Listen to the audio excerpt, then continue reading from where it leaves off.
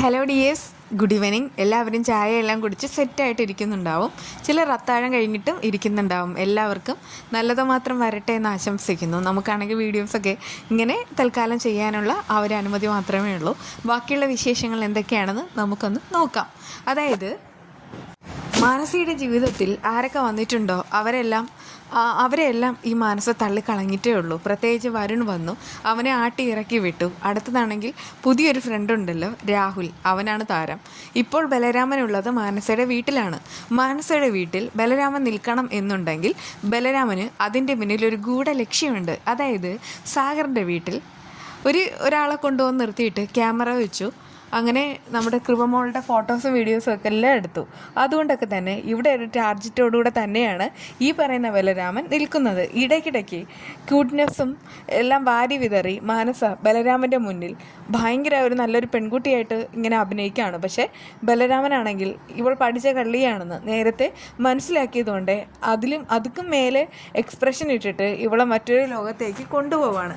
ഇവൾ കരുതുന്നത് ബലരാമന് അവളോട് മുടിഞ്ഞ പ്രേമാണെന്നാണ്. പ്രേമമില്ല, മണ്ണാങ്കട്ടയില്ല. കാരണം ഇത് ബലരാമനാണ്. ബലരാമനെ അങ്ങനെയൊന്നും ആർക്കും പെട്ടെന്ന് മയക്കിക്കൊണ്ടു പോകാനൊന്നും കഴിയത്തുമില്ല. ഇതിപ്പോൾ ഈ വീട്ടിൽ ഇന്ന് രാത്രി ഇയാൾ ഇവിടെ തങ്ങണം എന്നുണ്ടെങ്കിൽ മാനസികയുള്ള വാരിക്കുഴി ഒരുക്കിയിട്ട് തന്നെയാണെന്ന് 100% ഉറപ്പിക്കാം. അതായത് നമുക്ക് ഇന്നലെ വരെ എല്ലാവർക്കും വല്ലാത്തൊരു പേടിയുണ്ടായിരുന്നു. അതായത് ബലരാമൻ ജയ്മോഹൻ്റെ ആളായിട്ട് മാത്രം മാറിയോന്ന്. പക്ഷെ അങ്ങനെയല്ല. അച്ഛനെയും അമ്മയെയും കൃപയെയും കൃഷിനെയും കൺമണി എല്ലാവരെയും സ്നേഹിക്കുന്ന നല്ലൊരു മകനായിട്ടാണ് ബലരാമനുള്ളത്. അങ്ങനെ ബലരാമൻ പ്രതികാരം വീട്ടുന്നതിന് വേണ്ടിയിട്ടാണ് ഇങ്ങനെയൊക്കെ ഇവിടെ വന്ന് നിൽക്കുന്നത്. ഇതിനിടയ്ക്ക് രാഹുൽ അവളുടെ ഫോണിലേക്ക് വിളിക്കുകയാണ്. ആ സമയത്ത് ബലരാമൻ ചോദിക്കുന്നുണ്ട് ആരാന്ന്. സാരമില്ല, നമുക്ക് സംസാരിക്കാമെന്ന് അവളിങ്ങനെ പറയുന്നു.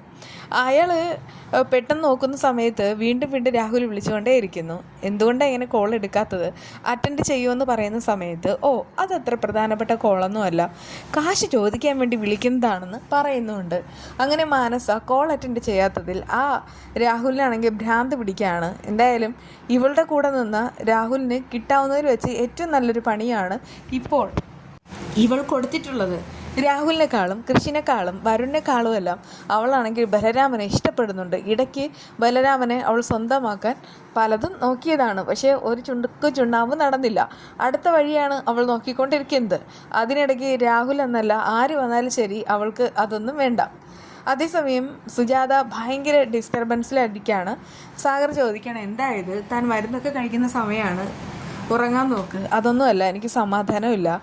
ബലരാമൻ്റെ കാര്യമാണോ? ബലരാമൻ ഇന്നിനിപ്പോൾ എവിടെയെങ്കിലും തങ്ങുന്നുണ്ടാവും, അതുകൊണ്ടായിരിക്കും വരാത്തതെന്ന് പറയുന്നു.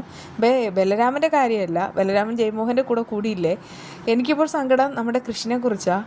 കാരണം അവൻ്റെ മനസ്സിൽ അവൻ അനാഥനാണ് എന്നുള്ള ആ ഒരു ധ്വനിയുണ്ട്. അതോടുകൂടെ അവനാണെങ്കിൽ ഉള്ളത് കൂടെ എല്ലാം നഷ്ടപ്പെട്ടുള്ള ആ ഒരു അവസ്ഥയാണ്. പാവം എൻ്റെ മോൻ. എല്ലാവരും അവനെ മനഃപൂർവ്വമായിട്ട് അനാഥനെന്ന് എൻ്റെ മുന്നിൽ വെച്ച് വിളിക്കുന്ന സമയത്ത് എനിക്കിത് കേട്ടുകൊണ്ട് നിൽക്കാനുള്ള ത്രാണിയില്ല. അതുകൊണ്ട് നമുക്ക് സത്യങ്ങൾ എത്രയും വേഗം തന്നെ തുറന്നു പറയണം. ഞാനാണ് നിൻ്റെ അമ്മ എന്ന് അവൻ്റെ മുഖത്ത് നോക്കി പറയുകയും വേണം. ഇത് കേട്ട് സാഗർ പറയുന്നുണ്ട്, നമ്മൾ ഈ രഹസ്യം മറച്ചത് എന്തുകൊണ്ടാണ്? കൺമണി പറഞ്ഞിട്ട് അതിന് പിന്നെ ഒരു ലക്ഷ്യമുണ്ട്. ആ ലക്ഷ്യം നേടണം. നമ്മുടെ മകനെ നല്ലതിന് വേണ്ടിയിട്ടാണ് ചെയ്യുന്നത്. പക്ഷേ സുജാത സമ്മതിക്കുന്നില്ല. സത്യം പറയണമെന്ന് പറഞ്ഞിട്ട് ഇങ്ങനെ വാശി പിടിക്കുകയാണ് കേട്ടോ. കൺമണിയുടെ വീട്ടിലാണെങ്കിൽ ആ കൺമണിയുടെ അമ്മായിമാരുണ്ടല്ലോ, അമ്മായിമാരില്ല, ഇപ്പോൾ ഉള്ളത് ആ ശാന്തയാണ്. പിന്നെ ആ ധനലക്ഷ്മി നമുക്ക് അമ്മായി എന്ന് പറയാനാണ് തോന്നണേ. അവർ രണ്ടുപേരും കൂടെ നമ്മുടെ കൺമണിയെ മാനസികമായിട്ട് തളർത്താൻ നോക്കുന്നുണ്ട്. പക്ഷേ കൺമണി എല്ലാം നന്നായിട്ട് തന്നെ നേരിടുകയാണ്. അതങ്ങനെ. ഇതൊക്കെയാണ് നമ്മുടെ വിശേഷങ്ങൾ. നമ്മുടെ വീഡിയോ എന്താണെന്ന് അറിയണ്ടേ? ഇത് ഞാൻ ഉണ്ടാക്കിയത് പഴക്കേക്കാണ്. ഭയങ്കര എളുപ്പമാണ് കേട്ടോ. അതായത് ആദ്യം ചെയ്യേണ്ടത്, ഞാൻ പഞ്ചസാരയിലാണ് ഉണ്ടാക്കിയത്. പഞ്ചസാര ഏലക്കയും കൂടെ ഇട്ടിട്ട് പിന്നെ ഒരല്പം കറുവാപ്പട്ട, ഒരല്പം ജീരകം, ഇത് ഇത്ര ഇട്ടിട്ട് നന്നായിട്ട് പൊടിച്ചെടുക്കുക. എന്നിട്ട് ഒരു ബൗളിൽ ഗോതമ്പ് മാവ് എടുക്കുക, ഒരല്പം ഉപ്പെടുക്കുക. അത് ഇപ്പോൾ മധുരത്തിൻ്റെ ബാലൻസ് നേർത്താൻ വേണ്ടിയിട്ടാണ് കേട്ടോ. പിന്നെ ഒരല്പം സോഡാപ്പൊടി കുറച്ച് തന്നെ എടുക്കുക. എന്നിട്ട് അതെല്ലാം കൂടെ മിക്സ് ആക്കിയിട്ട് നമ്മൾ എടുത്തു വെച്ചിട്ടുള്ള ആ ഒരു ഇപ്പോൾ പൊടിച്ച പഞ്ചസാരയുടെ കൂട്ടുണ്ടല്ലോ, ആ കൂട്ടെല്ലാം കൂടെ അതിലേക്ക് ഇട്ട് കൊടുക്കുക. പിന്നീടാണെങ്കിൽ ഒരു 4 പഴം എടുക്കുക. പാളയംകുടം പഴം, ചെറിയ പഴം ഉണ്ടല്ലോ, അതാണ് എടുക്കേണ്ടത്. അതാണെങ്കിൽ മിക്സിയുടെ ജാറിലിട്ട് നന്നായിട്ട് അടിച്ചെടുക്കുക. എന്നിട്ട് ആ മിശ്രിതവും കൂടെ ഇതിനുള്ളിൽ ചേർത്തിട്ട് ഒരല്പം വെള്ളം ഒഴിച്ചിട്ട് നന്നായിട്ട് കുഴച്ചെടുത്ത് കഴിഞ്ഞ് നമുക്ക് ഒരു 2-3 മണിക്കൂർ കഴിഞ്ഞിട്ട് ചൂടായ എണ്ണയിൽ ഈ മാവ് ബോൾ ഷേപ്പത്തിലാക്കി ഇട്ട് കൊടുത്ത് ഇതുപോലെ പൊരിച്ചെടുക്കാം. അടിപൊളിയാണ്, പെർഫെക്റ്റാണ്. എനിക്കിത് നന്നായിട്ട് കിട്ടിയിട്ടുമുണ്ട്. കാരണം ഞാനിപ്പോൾ ഇതാണ് ഇവിടെ ട്രൈ ചെയ്യുന്നത്.